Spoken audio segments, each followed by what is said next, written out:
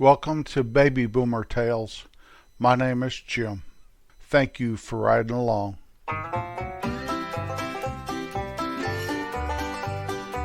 You can find us at babyboomertales.com. Once you've arrived at our webpage, there are links to our Facebook page, our Boomers General Store, our YouTube channel, places where you can listen to our podcasts such as Spotify, Stitcher, Amazon Music, and more, to our Twitter page, and there's more there on our website, babyboomertales.com.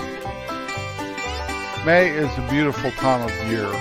About a week ago or so, I looked out my window and I saw something sitting on my dam. I thought it was a great blue heron. You know, those stork birds that I talk about, walk around the edge of my pond and catch fish and frogs. And I didn't pay much attention, but something kind of got my subconscious saying there's too much white on that bird to be a heron. So I looked out the window again, and there's a lot of white on him, and he's quite large, so I got the binoculars out. And I looked over there, and it was a bald eagle. Now, I've seen one before, and I talked about him catching a fish out of my pond, how he swooped down onto the water and pulled this great big fish out of the water. It was an amazing sight. Well, this time, he was just sitting there, and he looked much larger, so I don't know if it was the same bird or, you know, when they're 100 yards away or whatever that is over to my dam, you wonder, is something that large? Sometimes coyotes look bigger than they are when they're sitting over there. But he was huge. They're a beautiful bird, and I've only seen them twice, the bald eagle out here. I've seen golden eagles also. You can see a lot of wildlife sitting at my office desk where I like to record my podcasts. In fact, this is the only place I record them, is right here. Right now, just looking out, and everything's green. Things are blooming like crazy. It is just absolutely beautiful. I like May in the Midwest. It's one of the most beautiful times of year here.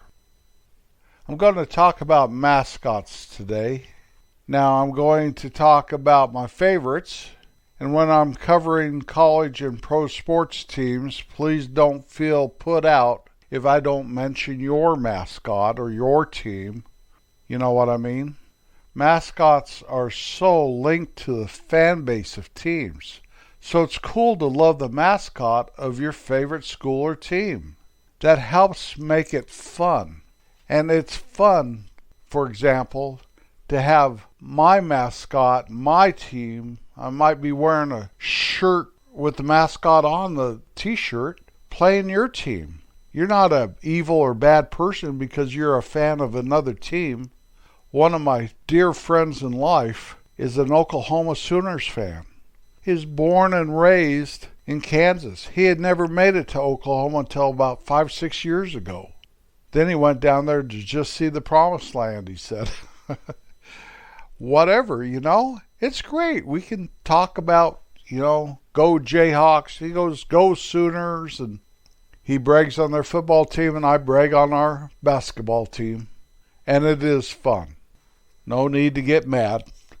So I'll probably, more than likely, omit your team and your mascot because I may be vaguely familiar with them because I see some mascot on the sideline when I'm playing your team at their home stadium or arena. And that's okay. But there are a few that have stuck with me in college and pro sports. So I'm going to hometown it just a little. That's okay. Here goes. Kansas Jayhawks. That bird, walking bird, always smiling. When my daughters were in school, one of Aaron's, my oldest daughter's, friends was Baby J. There's two Jayhawks. There's regular Jayhawk or Papa J or Mama J or whatever. And then there's Baby J. Baby J's about half as tall or 2/3 as tall as regular J. And this girl was Baby J. She dressed up in that little mascot outfit, you know. And she was a great athlete, and that's how she got picked to be Baby J. Pretty cool, I think. I knew Baby J. the Boomer Schooner. It's this covered wagon pulled by horses and a couple guys dressed in crimson, and they pull the wagon around the football stadium, after a touchdown or before a kickoff or something. That's pretty amazing. Ralphie the Buffalo, an American bison that about 8 of these guys try to keep under somewhat control as they release Ralphie and he runs onto the football field before the game, and the crowd cheers. These guys are risking life and limb to help that mascot fulfill the fans' favorite fantasies.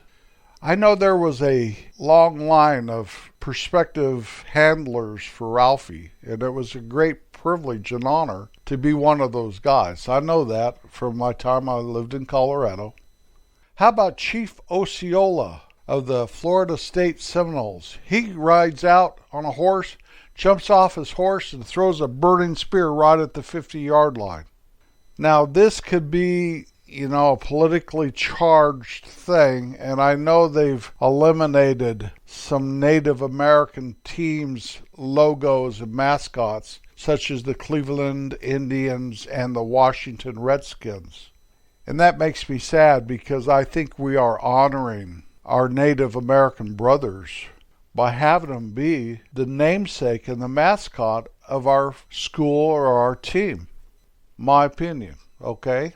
I'm entitled to my opinion. I think it's a sign of strength to say, we're the Seminoles. Chief Osceola rides out and shows his strength. I had a friend back in the day, I've lost track of him now, but he worked at Haskell Indian College in Lawrence, Kansas. And he was very sad that they were taking away all these mascots and names and all that, because he agreed with me, or I agreed with him, I think more the way it was, about the sign of honor and the sign of strength. So if you're glad we're getting rid of the Redskins, well, that's okay with me. I don't care. We are still in America. We still have our freedom to voice our opinion. And my opinion is, go Chiefs. Now the Chiefs, that's kind of weird. I know they do all that tomahawk chop stuff and stuff. But the Chiefs were named after some mayor of Kansas City back in the day. They called him the Chief, for what that's worth. Let's continue with our mascots. If you're still listening, are you listening? Hello? Yeah, thank you for sticking with me on this. I do appreciate it. I need to keep moving here. West Virginia's Mountaineer, a guy dressed up like Davy Crockett or Daniel Boone, coonskin cap, old musket. Our song of the week this week is Blue Skies. It was written in 1926 by Irving Berlin. It was written as the last-minute addition to the Rodgers and Hart musical Betsy. The show only lasted 39 performances, but the song became a hit. People who recorded this great iconic song are Al Jolson, Bing Crosby and Danny Kaye on White Christmas. Benny Goodman's orchestra and also Count Basie recorded this song. Then Ella Fitzgerald recorded it in 1958. 20 years later, in 1978, Willie Nelson recorded it, and it became a #1 country music hit. Blue days, all of them gone, nothing but blue skies from now on. How about brand mascots? 1894, the Michelin Man was introduced. That was long before radial tires. In 1916, they brought you Mr. Peanut. That walking, talking peanut with a monocle. 1928, Walt Disney introduced Mickey Mouse to the world. 1928, Jolly Green Giant stood there saying his ho-ho-hos. 1951, Tony the Tiger graced Frosted Flakes. 1954, the Kool-Aid Man came about, and he started running through brick walls. 1958, Mr. Clean came onto the scene. 1965, Pillsbury introduced Poppin' Fresh. Hee hee. Sports mascots, we had KC Wolf of the Kansas City Chiefs, of course. Philly Fanatic of the Philadelphia Phillies baseball team. The Kansas City Royals has Slugger, Sluggerr. The Broncos, the Denver Broncos, have Thunder. He's a horse. They've always had a horse with a girl riding it, and I don't know if he's always been called Thunder. So if they have Thunder 1 and Thunder 2, I don't know that. But they do have this horse that rides out, I do believe, before the game and possibly after every touchdown. I'm not sure about the touchdowns, named Thunder. And probably the most famous mascot for sports there is, at least for pro sports, the San Diego Chicken. He has morphed now into the famous chicken. Remember the San Diego Chicken? I think he's still around. Not positive. My old high school, their mascot was the Panthers. Purple Panther. Purple was for the Purple Mountains, of course. Purple Mountains Majesty. I lived up there in a little town, north central Colorado, Rocky Mountains. The teams in our league, K-Town, were the Mustangs. It was a rancher cowboy town, the Mustangs. There's a town over the mountains to the west. They were called the Rams. They were a tough old team. Boy, we had some epic football games against them. Tiger Town, of course, was the Tigers. And up by Wyoming, that little school up there was called the Wildcats. Gold and blue. Where my girls went to school, where we raised our girls, what they call their hometown, town we moved out of when we moved out here in the country. It's about 15 miles away from us now. Their school was called the Trailblazers. The town where that school is was where the Santa Fe Trail and the Oregon-California trails divided. Right there, where the trails divide, is their calling card of the town. And so the school mascot was Trailblazers. Their logo forever, when my girls were in school, was a steer's head with the long horns. It looked suspiciously like the University of Texas's logo. Well, years after my girls had already graduated from high school, we had moved out here in the country. That little school got a player that played football and basketball and baseball, and he attracted national attention like nobody's business. College football teams were after him and baseball teams were after him. And there was so much attention, he must have gotten the attention of the University of Texas, because next thing you know, University of Texas told them to cease and desist with that logo and that mascot. And they had to change that little mascot, instead of the longhorn there on their football helmets and the half court of the basketball court, to a covered wagon or something like that. Amazing. University of Texas didn't want that little high school infringing on their logo, I guess. Some other high school logos and mascots. In Texas, there's the Central Catholic Buttons, like you button your shirt, I guess.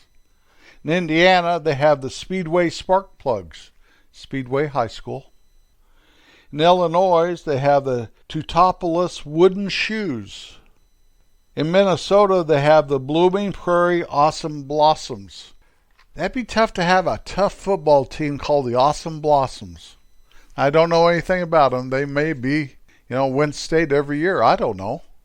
That would make you tough. It's kind of like a boy named Sue, I guess. Always be kind, especially at a sporting event, especially anywhere you go. Let your light shine with kindness all around. I'll be back next Wednesday. Peace out. Peace out. What about Ronald McDonald? What about Elsie the cow? How about Trix Rabbit? I know. What about the Morton Salt Umbrella Girl? Let's don't forget Snap, Crackle, and Pop. I know. Chuck E. Cheese. What about that Aflac duck? Let's don't forget Charlie Tuna. Goodbye.